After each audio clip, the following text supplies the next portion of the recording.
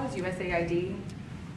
I think that there's some worthy things, but overall, if you say what was the bang for the buck, I would say it was not very good. And there was far too much of what USAID was doing was influencing elections in ways that I think were dubious and do not stand the light of day. For the sake of the country, I hope that the person that's in charge and the other people that report to me that are in charge are allowed to do the right thing, namely make sure everything's honest, legitimate, and competent.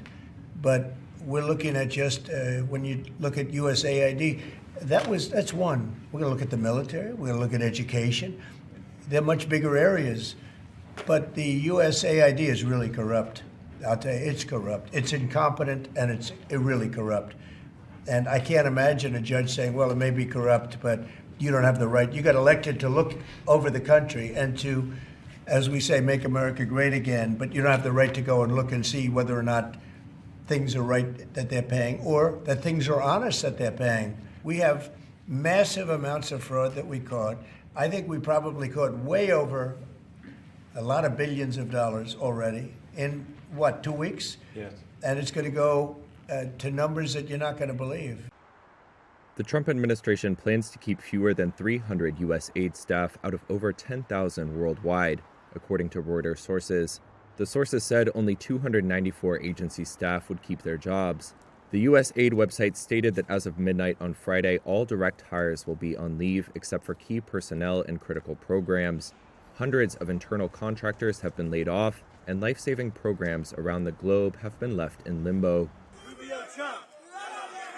On Thursday, protesters rallied outside the U.S. State Department to voice their opposition to cuts. One of the affected programs is the U.S. President's Emergency Plan for AIDS Relief, PEPFAR.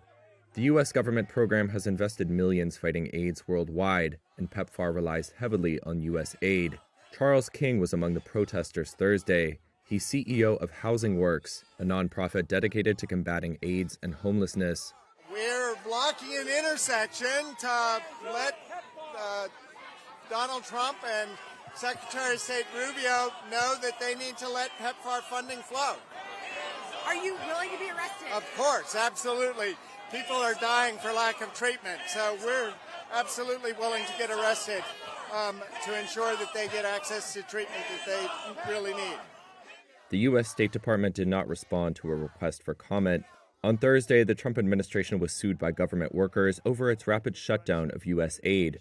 The lawsuit seeks to block, quote, unconstitutional and illegal actions causing a, quote, global humanitarian crisis, and was filed by the American Federation of Government Employees and the American Foreign Service Association.